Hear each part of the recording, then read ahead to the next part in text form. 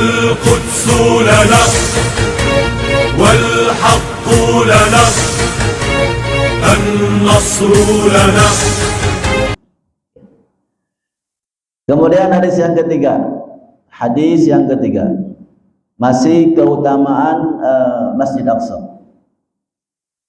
An Abi Dzar radhiyallahu anhu qala, dari Abu Dzar dia berkata, qala tadzakarna wa nahnu 'inda Rasulillah ayyuma afdalu masjidu Rasulillahi aw masjidu Baitul Maqdisi.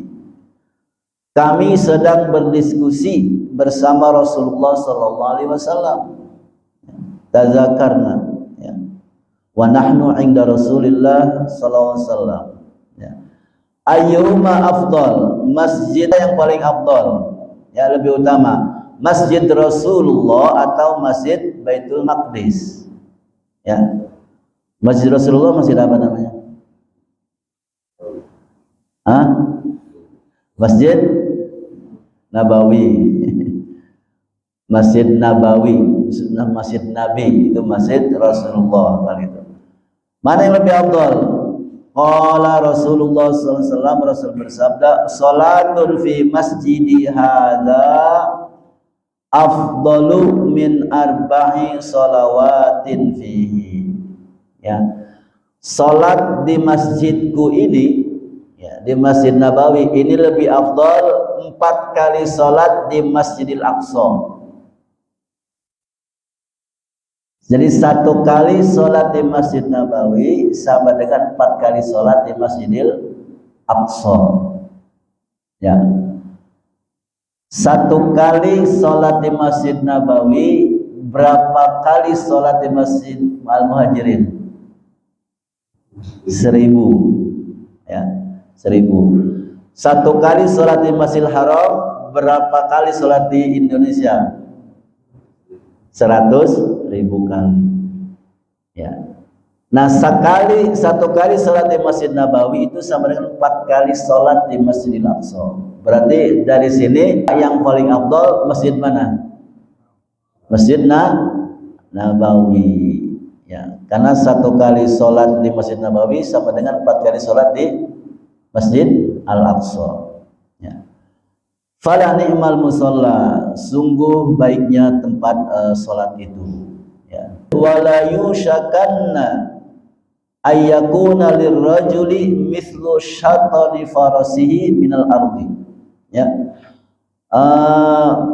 Hampir tiba seseorang, ya, memiliki tanah seukuran tali kekang kudanya. Seorang punya tanah seluas apa? Tali kekang kudanya. Tali kekang kuda berapa senti?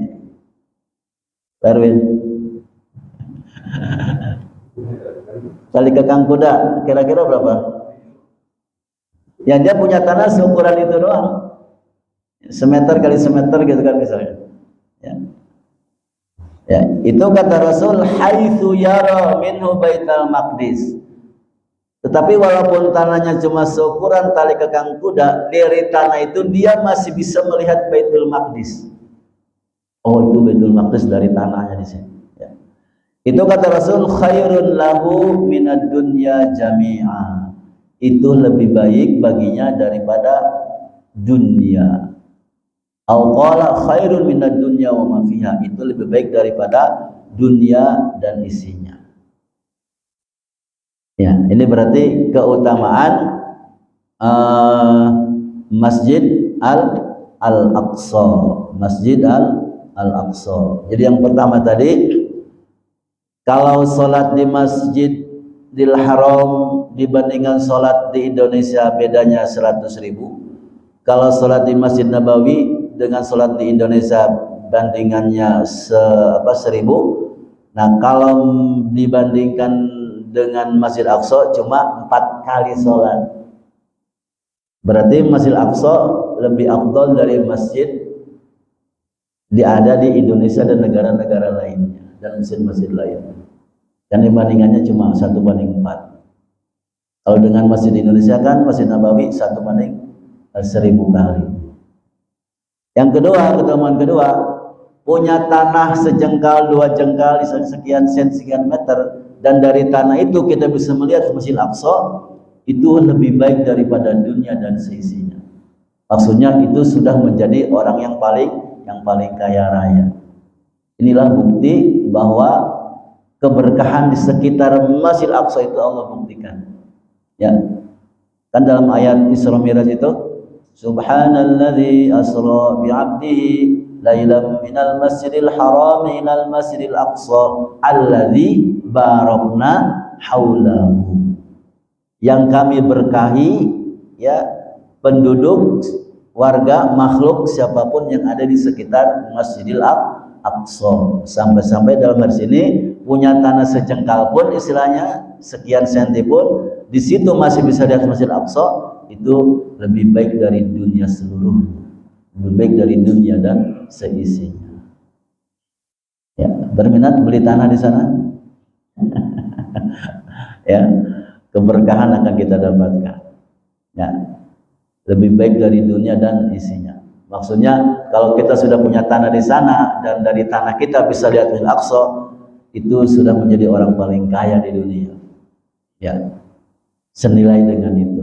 Sama seperti kita bisa sholat qabliyah subuh, itu lebih baik daripada dunia dan isinya, lebih baik daripada unta merah, kata Rasul. Ini keutamaan Masjid Al-Aqsa, ya, barakna haulahu, kami berkahi. Makanya di sana gersang, tandus, gitu kan, batuan. Tapi nggak pernah dengar kelaparan kan, gitu. Ya, Palestina kelaparan itu kan, nggak ada. Ya. Hatta diserang, dijajah, dibombardir Israel pun, apakah kelaparan? Enggak, karena bantuan selalu ada di mana-mana. Ini salah satu jaminan Allah. Tinggal di sana akan diberkahi, akan diberkahi oleh Allah Subhanahu wa Ta'ala. Ini keutamaan Masjidil Aqsa, ya. Maka bersyukurlah bapak-bapak, ibu-ibu yang sudah bisa singgah di Masjid Aqsa, sudah bisa sholat di sana, ya. Sudah bisa berdoa di sana, ya. Karena Nabi Muhammad SAW dan para nabi pun sholat di situ. Hadis yang keempat, ya.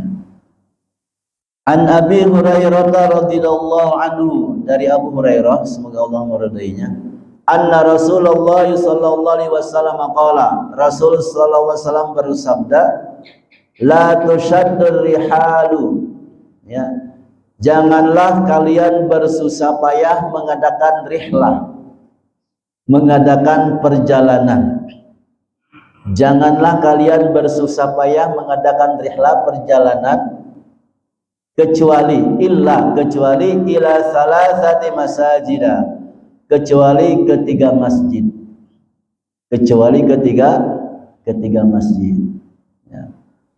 Jadi jangan sampai kita berlelah-lelah, bersusah payah, piknik, study tour, rihlah, adakan perjalanan, ya, kecuali ketiga masjid.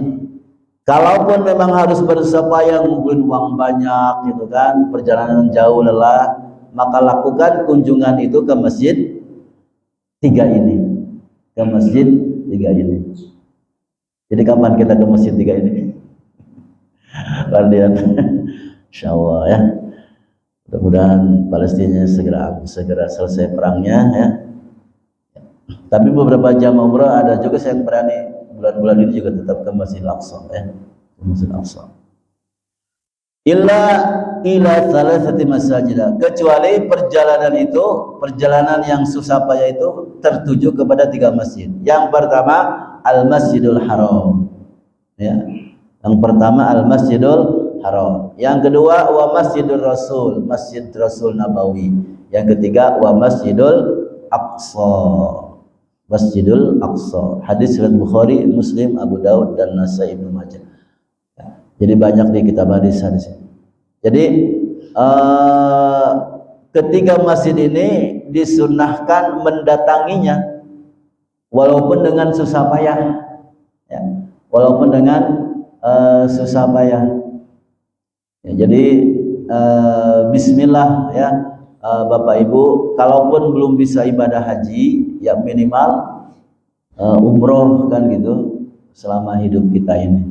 Ya, umroh minimal 1 kali untuk mendatangi masjid-masjid ini. Kalaupun tidak bisa tiga-tiganya, minimal 2 masjid ketika umroh kan bisa. Masjidil Haram dan Masjid Nabawi.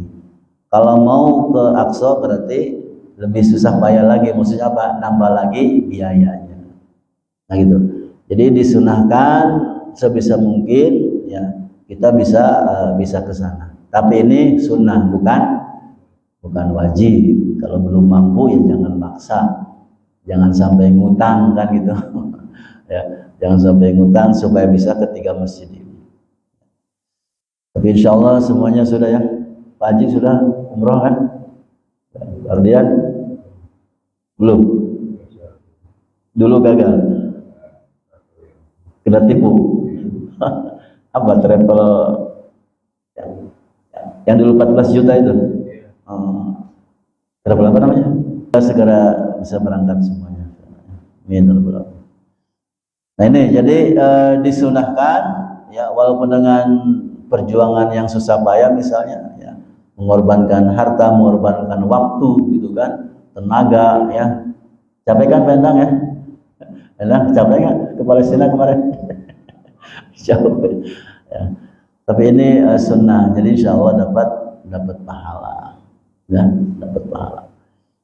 Oke, maka sungguh ironi sebenarnya kalau ada orang sering ke luar negeri ya, ke Eropa kemana gitu kan, ke Jepang, ke Cina kemana, tapi ke tanah suci belum pernah gitu kan. Ini padahal dia Islam misalnya ya.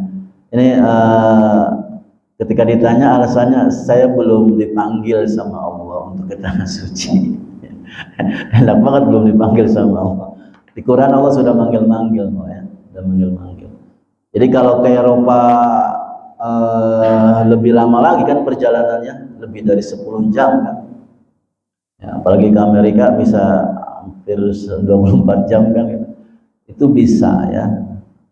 Kenapa dia ke tanah suci yang lebih murah tidak bisa? Nah ini jadi sampaikan ke teman-teman kita mungkin ya, teman kantor dan sebagainya, para pengusaha yang rajin perjalanan ke luar negeri, Mekah malah dilewati.